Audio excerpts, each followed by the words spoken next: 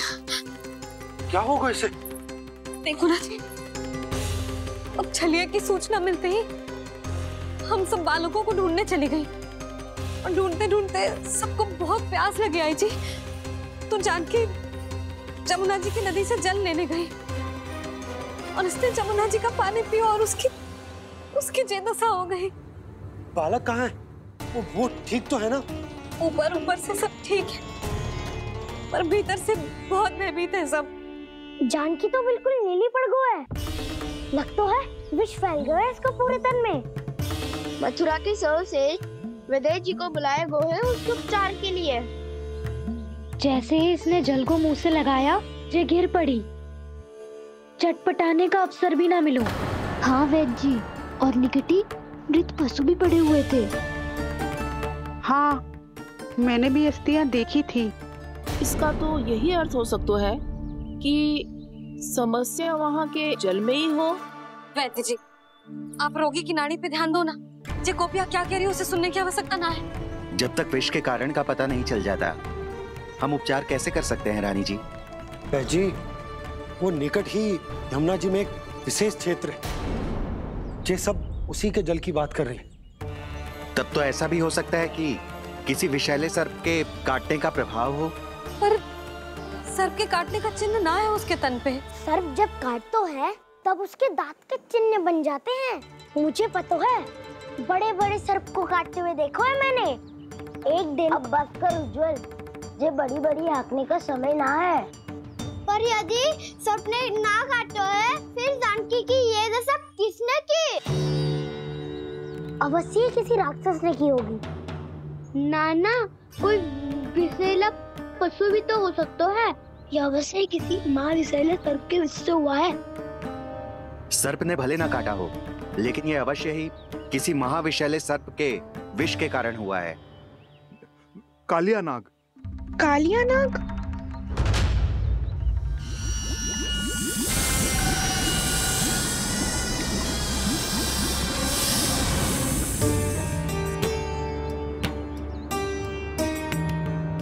संकेतों से तो ऐसा लगता है कि जानकी ने कालिया नाग के क्षेत्र के विशाल जल पी लियो है। कालिया नाग एक लोक श्रुति है, कल्पना में गढ़ी हुई एक कथा, और कछु न है। हमें जाके पता लगाना पड़ेगा। पर हमें वहां जाने से मना किया है ना बड़ों ने। उज्जवल सही कह रहे हो है, इस समय जानकी के स्वास्थ्य से अधिक महत्वपूर्ण और कछु ना है। जानकी हमारे लिए ही जलाने गई थी जी, ना मैं उसे जाने देती ना जैसा वो तो। वैद्य जी, आप शीघ्र कछु करो, कैसे भी कछु भी करो, पर इसके प्राण बचा लो। यशोदा, धैर्य रखो, श्री नारायण पर विश्वास रखो, वो सब ठीक करते हैं।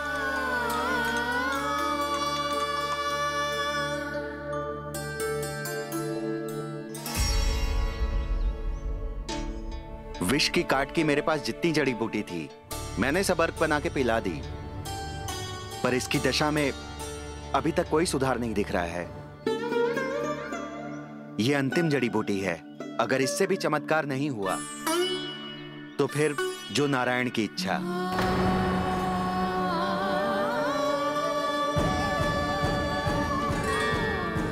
पर कोई तो उपाय होगा जानकी को बचाने का। कान्हा, यदि तुझे किसी औषधि के बारे में पता है, हमें बता दे, हम जाके ले आएंगे।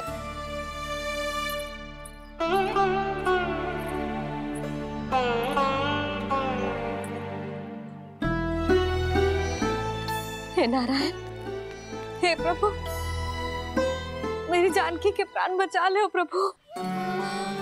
या तो मैं अपने आप को कभी क्षमा न कर पाऊंगी। ये सारी मेरे ही कारण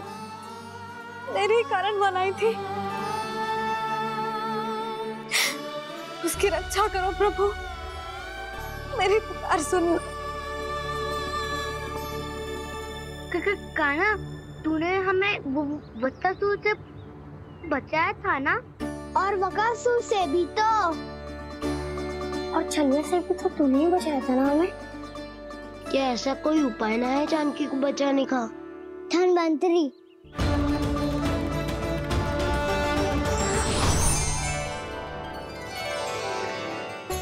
मैं आ गया हूँ प्रभु, चिंता मत कीजिए, आपके आदेश का पालन अवश्य होगा। यशोदा मैया,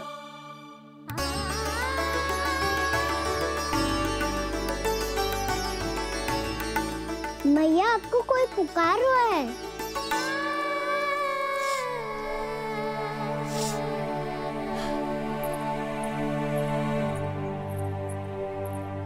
चिंता मत करो मैया, अब धन्वंतरी जी आ गए हैं, वो सब संभाल लेंगे। धन्वंतरी जी कौन है? जिन्होंने संसार का आयुर्वेद दिया, आरोग्य के देवता,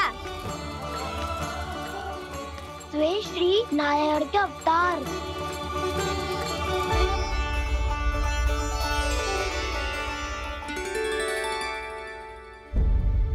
मुझे पता चला है कि आपको वेद की आवश्यकता है।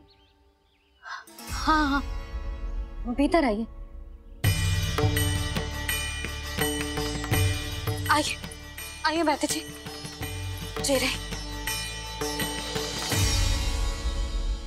मथुरा का सर्वश्रेष्ठ वैद्य अर्थात मैं यहाँ आ चुका हूँ और रोगी को जितनी औषधि की आवश्यकता थी सब दे चुका हूँ। निश्चित रूप से आपने विष की काट के लिए बहुत ही उत्तम अर्क तैयार किया है, इसीलिए किसी और वैद्य की आवश्यकता नहीं है। किंतु आप अकेले कितना कुछ करेंगे वैद्यराज, मुझे अपना सहायक ही बना लीजिए। पर जो करना था मैं पहले ही कर चुका हूँ। हाँ, वो तो आप कर चुके हैं, बस रोगी के तन से विष निकालना शेष है ना वैद्यराज? हाँ हाँ, बस वही शेष है। इनके रक्त को विष रहित करने में मैं आपकी सहायता करूंगा। पहले ये संजीवनी मानी जाने वाली इन लाल फूलों की बूटी को भी घिसना है ना?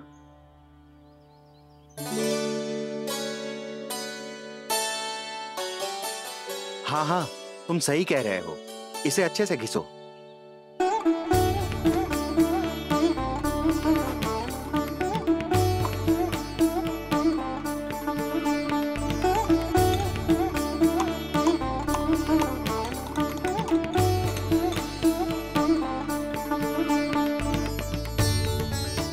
और ये नीले फूलों को भी तो मिलाना है ना?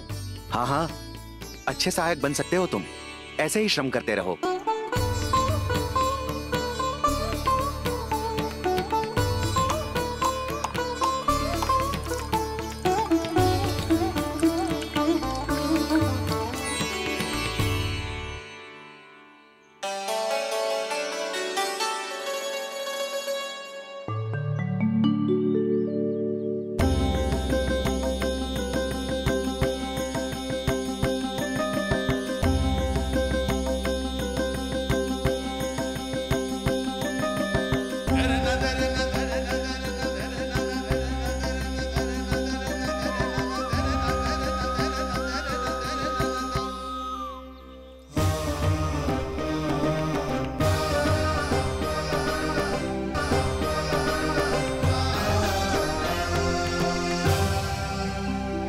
जानकी स्वस्थ तो हो जाएगी ना धन्वंतरी जी? धन्वंतरी? प्रभु, अब मैं क्या करूं? आपने तो स्वयं ही मेरी पहचान उजागर कर दी। जी क्या करो कान्हा? आप सब ऐसे क्यों देख रहे हो? मैया कहती है ना, सभी वैद्य धन्वंतरी जी का ही रूप होते हैं। वाह कृष्णा, चतुर तो हो तुम। वैसे वास्तविक धन्वंतरी मैं हूँ, मेरा अर्थ है वास्तविक वैद्य मैं हूँ। ये तो मेरा सहायक है, मुझे पूरा विश्वास है बिल्कुल ठीक हो जाएगी। वैसे ही थोड़े ना मुझे मथुरा का सर्वश्रेष्ठ वैद्य कहते हैं लोग।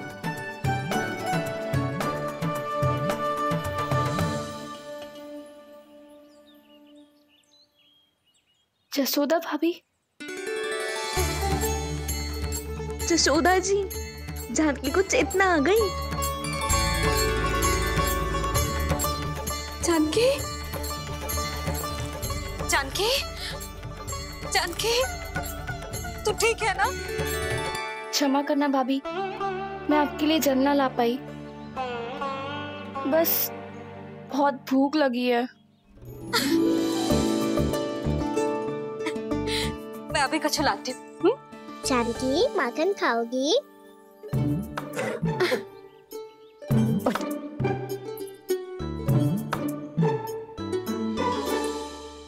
आजा, तू ही खिला दे लल्ला।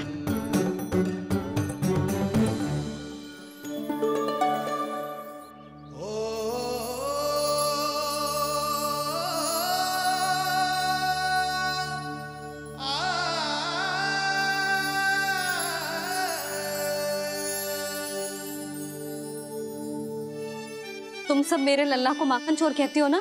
आज देखो, अपना ही माखन जानकी को खिला रहे है।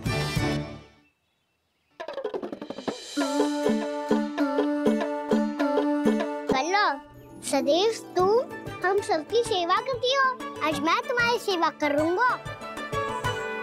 जानकी की जिज्ञासा तब हुई जब जय यशोदा काकी की सेवा कर रही थी, और अब देखो स्वयं भगवान ही इसकी सेवा कर रहे हैं। जानते हो इससे क्या सिद्ध होता है? जो भी यशोदा मैया की पूजा करेगा, अर्थात अपने माता पिता की सेवा करेगा, उनके साथ सम्मान से व्यवहार करेगा, ईश्वर स्वयं उसका ध्यान रखेंगे। कभी धन्वंतरी के रूप में तो कभी स्वयं कान्हा के रूप में। भक्त और भगवान का देखो कैसा ये अनुराग, स्वयं करे सेवा प्रभु, अद्भुत गोपी का भाग्य। प्रभु इन सब पृथ्वीवासियों से कितना घुल मिल गए हैं। ना तो ये प्रभु को भगवान मानते हैं और ना ही प्रभु अपने आप को इनसे सर्वश्रेष्ठ समझते हैं। अपने आचरण से ये सिद्ध कर रहे हैं कि ये सभी में हैं और सभी इनका ही अंश है।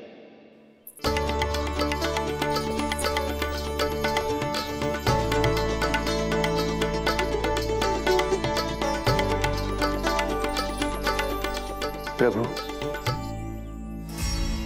अब मुझे जाने की आज्ञा दीजिए।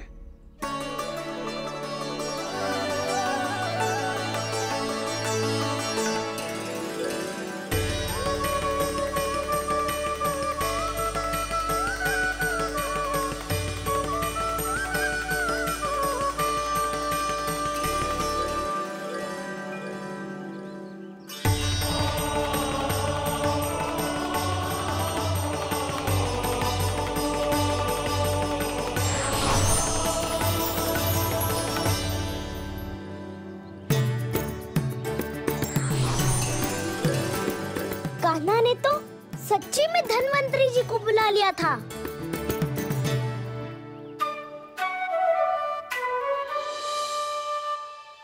जब से कान्हा का जन्म हुआ है ना, मैं तब से देख रही हूँ, तब से हम पे कोई भी संकट आती है ना, तो अचानक से कोई अपरिचित हमारी सहायता करने आ जाता है, और जाते समय कान्हा की आज्ञा लेके जाते है, और कभी कभी तो इसे प्रभु बोल के जाते है। बाबा संभालो,